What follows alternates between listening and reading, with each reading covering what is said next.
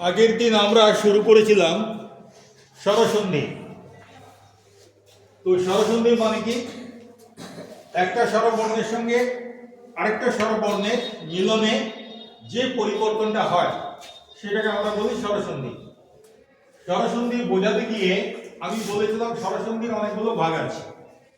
তার হচ্ছে একটা ভাগ হচ্ছে দীর্ঘসন্ধি। দীর্ঘসন্ধি বোঝাতে গিয়ে বলেছিলাম যে কতগুলো স্বর আছে হ্রস্বস্বর আর কতগুলো স্বর আছে দীর্ঘস্বর, তাই তো?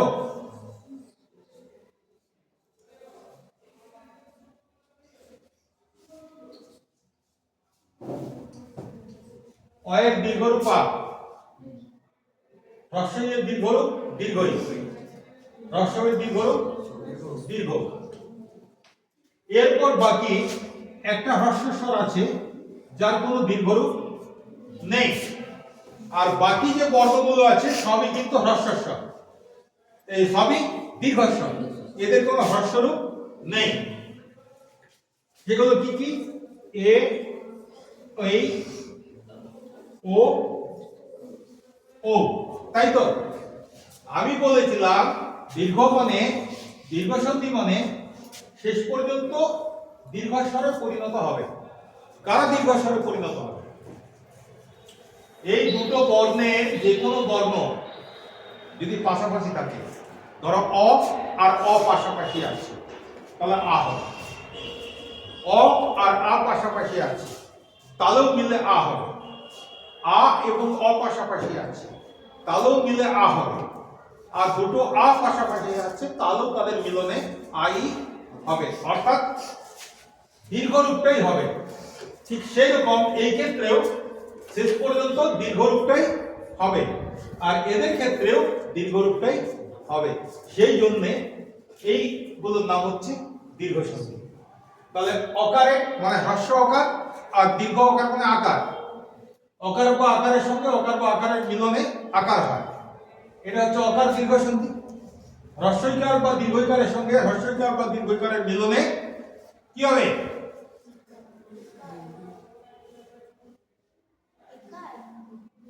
না, হ্রস্বইকারের সঙ্গে দীর্ঘইকার বা হ্রস্বইকারের সঙ্গে হ্রস্বইকার বা দীর্ঘইকারের সঙ্গে হ্রস্বইকার বা দীর্ঘইকারের সঙ্গে দীর্ঘইকার, তাহলে কি হবে? তাহলে দীর্ঘইকার হবে।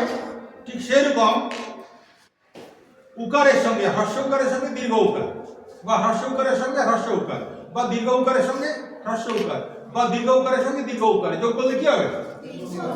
দীর্ঘ উকারই হবে। ঠিক আছে, তাহলে এবারে উদাহরণ তোমাদেরকে দিয়েছিলাম, যেটা ধরো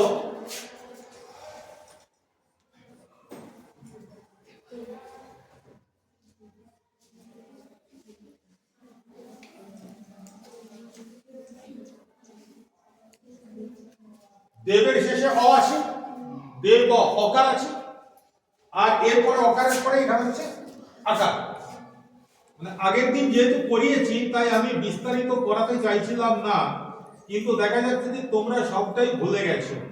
কালকে করালাম, আজকে ভুলে গেছো, এটা খুব ভালো জিনিস নয়। বোঝা যাচ্ছে পড়ায় ফাঁকি হচ্ছে, তাই তো? হয়েছে। তাহলে একটা অ আর একটা আ, অয়ের দীর্ঘরূপ আ, এক হ্রস্বরূপ অ, তাহলে এদের মিলনে কি হবে? আ হয়ে যাবে। আটা কার সঙ্গে যোগ হবে? ঠিক তার আগের যে স্বরবর্ণ, এই তার আগের যে ব্যঞ্জন বর্ণ, তার আগের ব্যঞ্জন বর্ণের সঙ্গে যোগ হবে। আয়ের আগের ব্যঞ্জন বর্ণ কি আছে? ব, তাহলে ব একার হবে। এইদিকে কি ছিল? বে, ওইদিকে কি ছিল? বে বলো কি? ঠিক আছে। এবারে ইকারের দীর্ঘ সন্ধি যদি করি, ধরো রবি যুক্ত ইন্দ্র,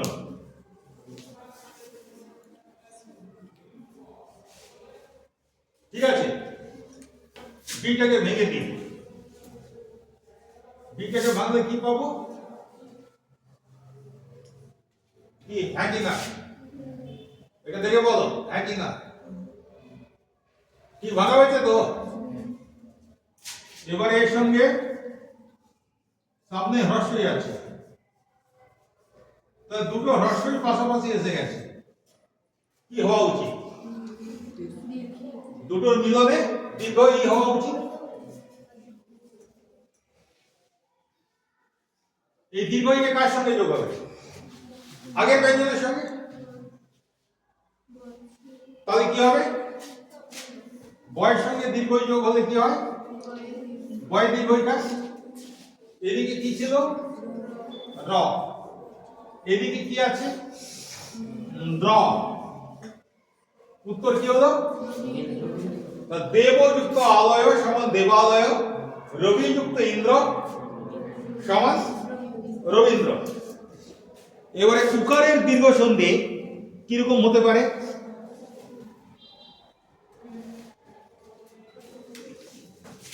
তোমাদের পরিচিত শব্দ দিয়ে করা ভালো। মরুযুক্ত উদ্যান।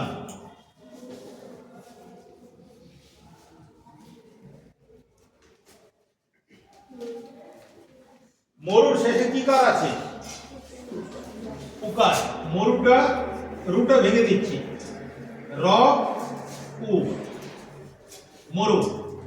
আর উদ্যান, এখানে তো হ্রস্ব রয়েছে, দ্যানটাকে একটু সরিয়ে দিই। দুটো স্বরবর্ণ পাশাপাশি এসেছে, কি কি এসেছে?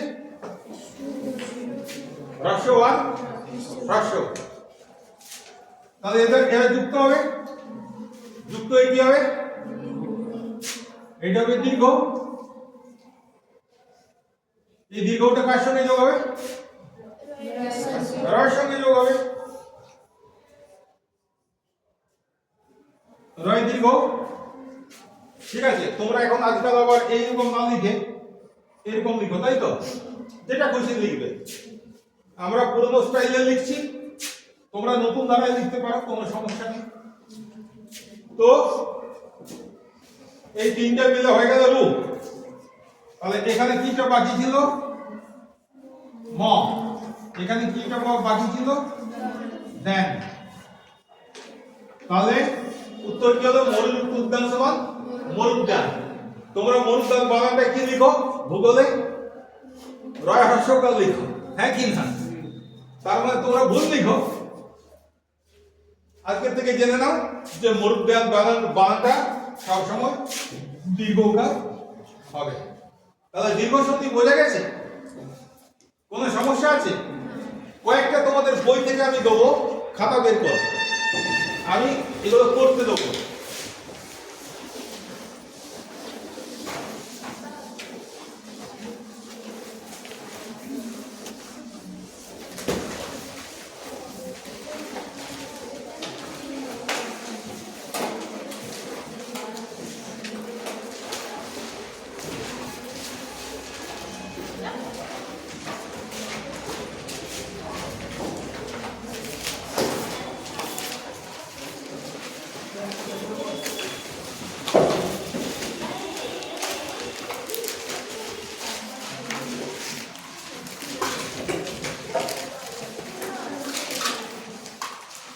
কথা হবে না।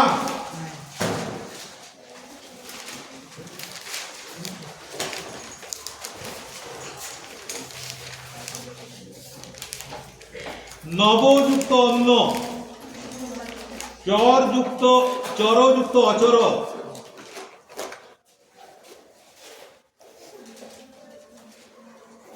সমযুক্ত আগম,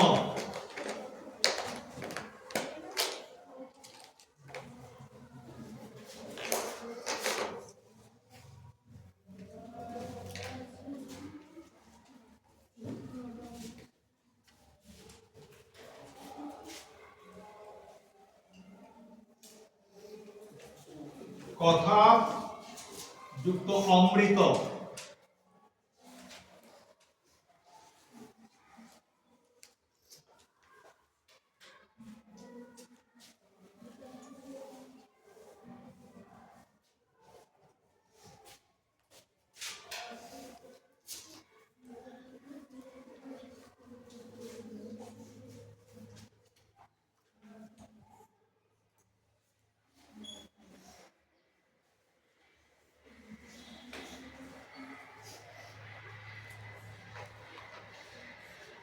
পরীক্ষা যুক্ত আগার।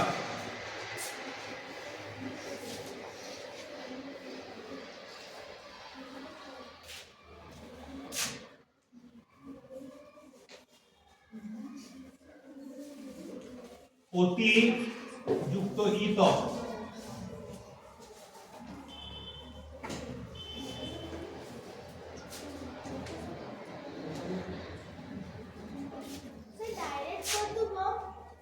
হ্যাঁ, যে যেভাবে পারবে করবে, উত্তর আমার সঠিক চাই।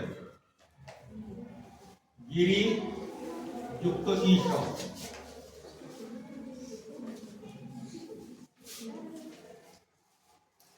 ব্যাকরণ বই কেউ খুলবে না, কারো হাতে যেন ব্যাকরণ বই না দেখি।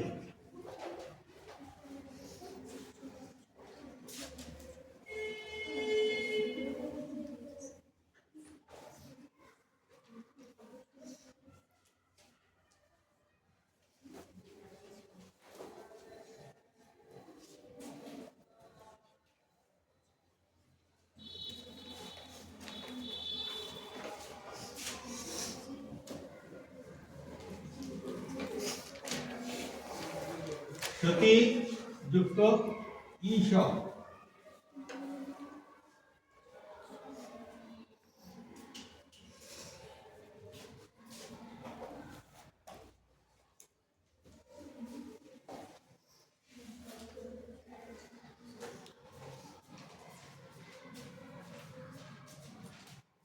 ভানু মানে কি? ভানু মানে সূর্য।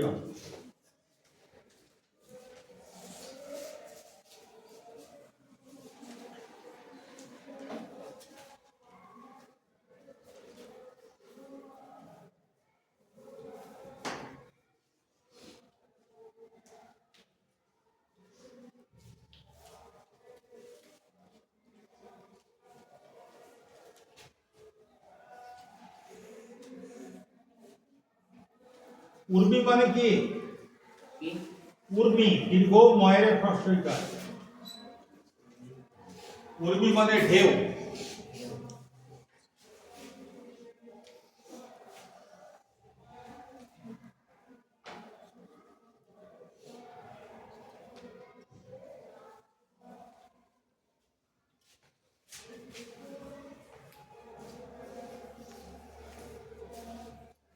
বধূ মানে কি রে?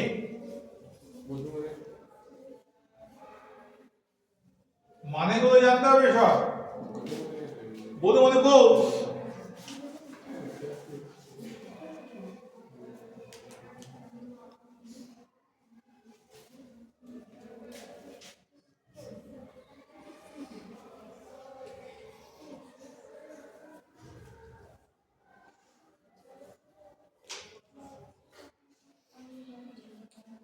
ঊর্ধ্ব মানে কি? উপর। ঠিক আছে। চর মানে কি? যে নড়াচড়া করতে পারে, যাতায়াত করতে পারে। অচর মানে কি? যে এক জায়গা থেকে আরেক জায়গায় স্থানান্তর যার পক্ষে সম্ভব হয় না। সমযুক্ত আগম, এটা ভুল দিয়েছি। ঠিক আছে, এটা ভুল দিয়েছি, এটা সন্ধির মধ্যে আসবে না।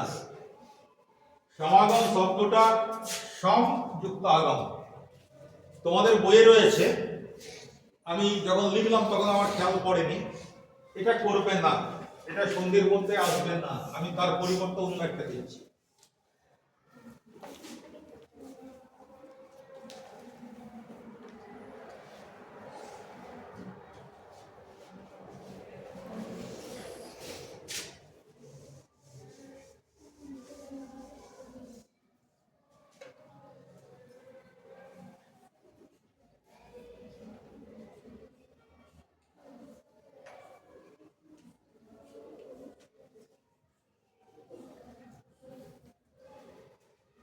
চেঞ্জ করে দিলাম, পত্র যুক্ত আবৃত।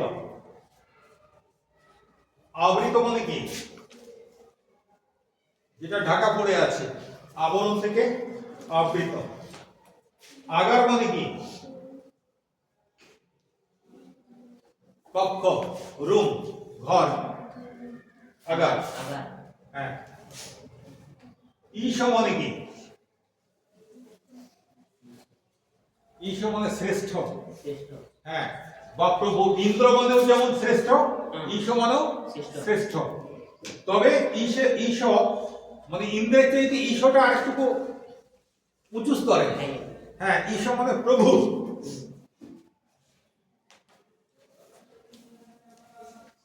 আর কারো কিছু কোনো শব্দের মানে জানি না এরকম কেউ আছো যে এই শব্দগুলোর মানে কেউ বুঝতে পারছি না? মনে হয় সব মানেগুলোই হয়ে গেছে।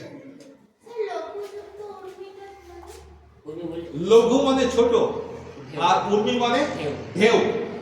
সমুদ্রে দেখবি যখন জোয়ার আসে বিরাট বড় বড় ঢেউ, আর এমনি সাধারণ সময় কি হয়, ঢেউগুলো ছোট ছোট থাকে। আমরা সমুদ্রে স্নান করতে গিয়ে কি করি?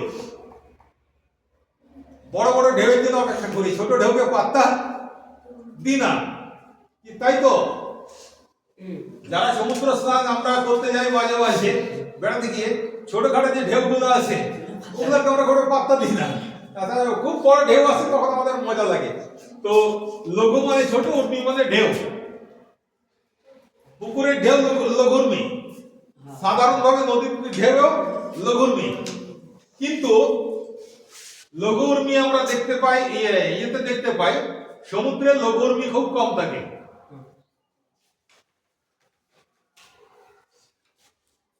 তো কি হয়েছে আমি ধরতে পারি এরপর একে একে?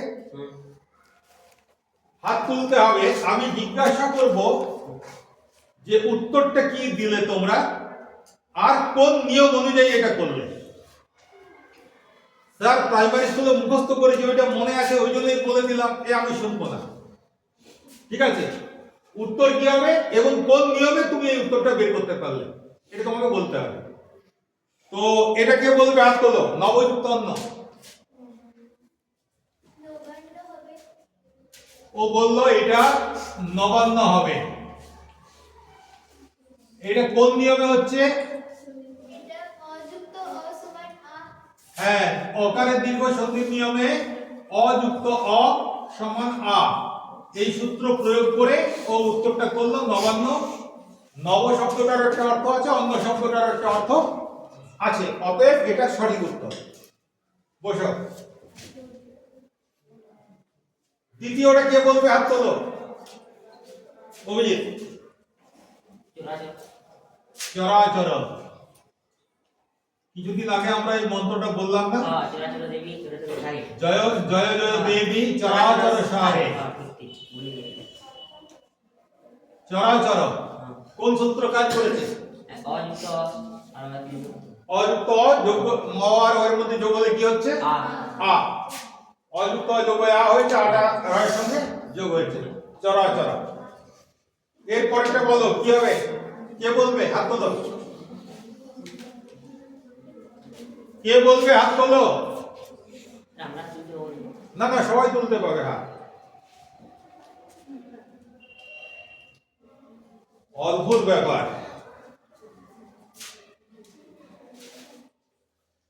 প তয়রা পলার সঙ্গে কি যোগ হয়েছে? অযোগ হয়েছে, পত্র। তয়রা পলা মানে এর মাথায় মাত্রা। এরপরে এর সঙ্গে যোগ হয়েছে আ, পাশে রয়ে গেছে বৃত। এবার বলো কে কে পারবে এটা করতে?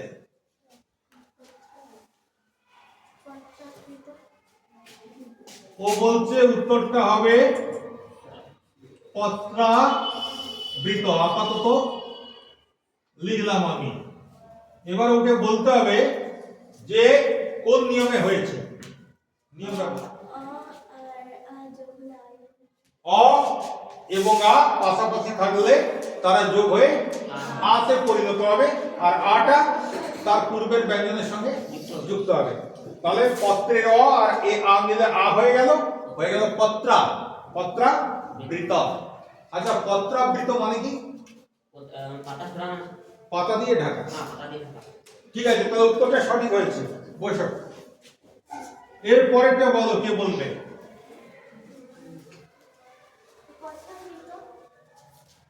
উত্তরটা বললো কথামৃত।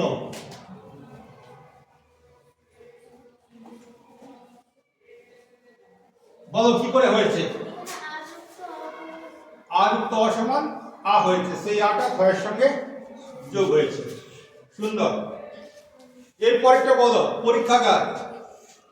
কে বলবে? আচ্ছা, আমি উত্তরটা বলে দিলাম। সর্বনাশ, আমি উত্তরটাই বলে ফেলেছি, আরো ঠিক সুযোগটা নিয়ে নিয়েছে নাকি? আচ্ছা ঠিক আছে, আমি বললাম মানে ঠিক হবে তার তো কোনো মানে নেই, আমাকে নিয়মটা বলে বোঝাতে হবে। কি করে হলো? এখানে আর কোথায় ক্ষয় মূর্ধন্য স আকার নয়, কয় মূর্ধন্য স আকার, কয় মূর্ধন্য স সঙ্গে আকার আছে ওখানে, আর এখানে আ আছে, তাহলে দুটো আ মিলে কি হলো? আ যোগ হলো। আটা কার সঙ্গে যোগ হলো? কয় মূর্ধন্য স সঙ্গে যোগ হলো, তাহলে পরীক্ষাগার হলো। ঠিক আছে, ওই যখন ব্যাখ্যা করতে পেরেছে তখন আমি ধরে নিচ্ছি উত্তরটাও করেছিল। আমার তো অতীত বানান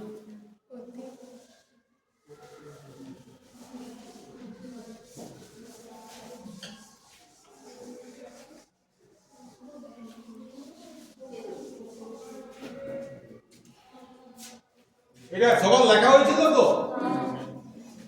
এবারে বলো এইটার উত্তরটা কি হবে, কে কে পারবে বলতে? বাগান কি অতয় হস্যইকার ত নাকি? অতয় দীর্ঘইকার। কি করে হলো বলো?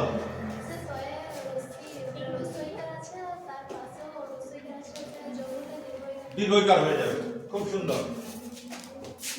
বসো। গিরি যুক্ত ঈশ পূর্ণ হাতা গিরিশ বাগান কি? বায়োসি রয় দীর্ঘি তেলাবস গয় হস্যইকার রয় দীর্ঘইকার তালব বস।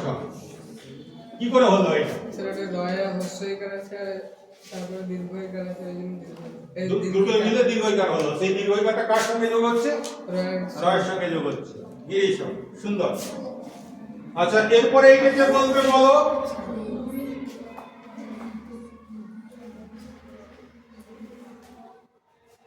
সেই যে হাতগুলো বারবার উঠছে সেগুলোই উঠছে, নতুন কোনো হাত উঠছে না। এর মানে এটাই দাঁড়াচ্ছে যে আমি তোমাদেরকে এতক্ষণ ধরে যেটা বোঝালাম আমি কিছুই বোঝাতে পারিনি। আমাকে তাহলে এখন তো শিক্ষারত্ন দেয় নাকি সরকার, যেসব মাস্টার মশাইরা খুব ভালো পড়ান, তাহলে তোমাদের দৌলতে আমি কি পেতে পারি?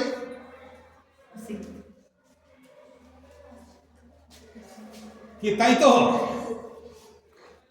মানে এর পরেও যদি নতুন হাত না ওঠে তো আমি নিজেই আমাকে এই পুরস্কারটা দিয়ে দেবো। আচ্ছা ঠিক আছে, দেখি তুমি বলো। হ্যাঁ হ্যাঁ, বানান বলো।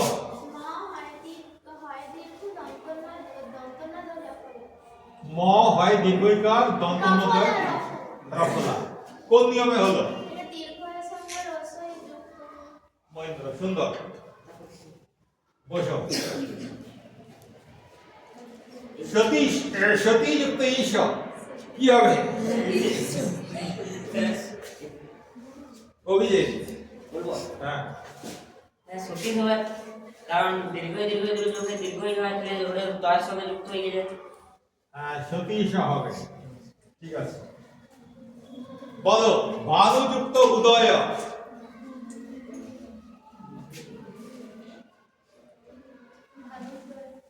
কি নাম? মল্লিকা। কোথায় ঘর? আচ্ছা, আরে এই মেয়েটা পড়াশোনা করে? আচ্ছা বলো, বানান বলো।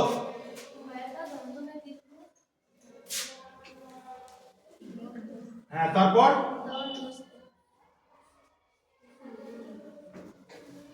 কি করে হলো? এখানে দীর্ঘ কোথায় আছে? হ্যাঁ, হ্রস্বের সঙ্গে হ্রস্ব যোগ হলে দীর্ঘ দীর্ঘ হয়, দীর্ঘটা পুরো আগের ব্যঞ্জন বর্ণটার সঙ্গে যুক্ত হয়। সুন্দর। আচ্ছা, এরপরে লঘু যুক্ত উর্মি, এটা দীর্ঘ, বোঝা যাচ্ছে দীর্ঘ বলে? হ্যাঁ, লঘু যুক্ত উর্মি সমান কি হবে? লঘুর বানান বলো। ল ভয় দীর্ঘ ময়রে রসি ল ভয় দীর্ঘকার ময়রে রসি ময়ের হর্ষইকার, কি করে বলো? স্যার ঘয়ের রস্য আছে তুমি রস্য আর দিকে তারপর দীর্ঘ আছে, উভয় মিলে দীর্ঘ হলো, দীর্ঘটা ভয়ের সঙ্গে যুক্ত হলো। এটা বোঝা গেছে কি না? যারা হাত তুলছো না তারা একটু মন দিয়ে শোনো, লিখে লাভ নেই, যদি অর্ধেকগুলো লিখতে না পারো তাও ক্ষতি নেই, কিন্তু যেটা বলছে ও সেটা শুনতে হবে। তোমাদের ধারণা আমি বিরাট পণ্ডিত, তাহলে আমি বলতেই পারি, আমার মতো তোমরা নাও বলতে পারো, কিন্তু উত্তরটা যে দিচ্ছে সে তো আর আমার মতো পণ্ডিত নয়, সে তো তোমাদের মতো পণ্ডিত। তার মানে ও যখন পাচ্ছে তোমরাও পারবে। তাই যখন কোনো ছেলে মেয়ে উত্তর দেবে বাকিরা শোনার চেষ্টা কর, এই উত্তরটা লিখে কোনো লাভ নেই যদি আমি বুঝতে না পারি। আচ্ছা, এরপরে আর দুটো আছে, আমি একটু উল্টো দিকে সমান চিহ্নগুলো দিয়ে দিচ্ছি, কারণ এদিকে জায়গা নেই।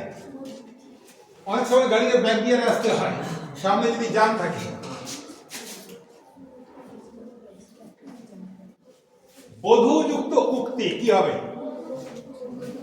হাত তোলো, হাত তোলো, হাত তোলো। নতুন একটা হাত উঠেছে, অর্পিতা দিব। বানান কি? তাহলে মেয়েটা চেষ্টা করলে পড়াশোনা করতে পারে, কিন্তু ভিডিও তো নামটা বলে দিয়েছি, তো আমি আর কিছু বলবো না, ঠিক আছে? আচ্ছা, বধূক্তি কি করে হলো? যোগ করলে কি হয়? সেই দীর্ঘটা কার সঙ্গে যোগ হবে? আগের ব্যঞ্জন বর্ণটার সঙ্গে। বধূক্তি সুন্দর হয়েছে, বসো, দেখে দুটো নাক উঠলো অন্তত। এরপরে ভূযুক্ত ঊর্ধ্ব কি হবে? নতুন হাত উঠুক, নতুন হাত উঠুক। যদি কেউ হাত না তোলো আমি জিজ্ঞাসা করবো তাহলে।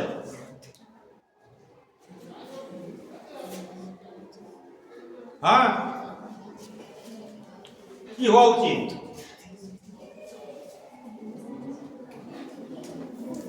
এর শেষে কি আছে?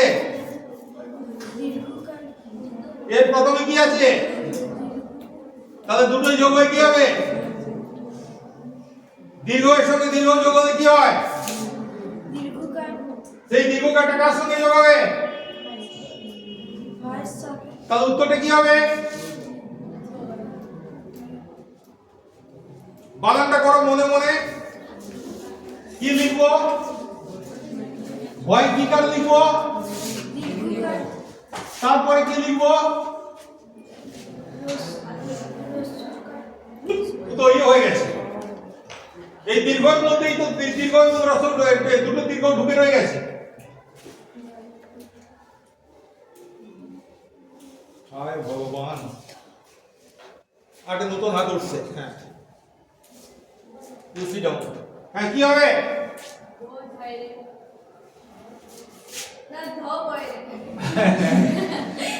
তাহলে বানানটা কি হলো? ভূধ। কি করে হলো? দীর্ঘের সঙ্গে দীর্ঘে মিলন হলো, কি তৈরি হলো? দীর্ঘের সঙ্গে দীর্ঘ যোগ হলে কি হয়? দীর্ঘ। সেই দীর্ঘটা ভয়ের সঙ্গে যোগ হলো, আর বাকি যেটা আছে নামিয়ে দিলাম, তাহলে হয়ে গেল ভয় দীর্ঘকার, ভয়ে ভয়ে রেপ। শোনো, তোমরা ব্যাকরণ বইয়ে দেখবে, তোমাদের ব্যাকরণ বইয়ে দেখবে সবগুলোরই অনেক উদাহরণ দেয়া আছে। তোমরা সেই উদাহরণগুলো করার চেষ্টা করবে। যদি কোনোটায় সমস্যা হয় তাহলে আমাকে জানাবে, আমি তারপরের দিন তোমাদেরকে বুঝিয়ে দেবো, ঠিক আছে?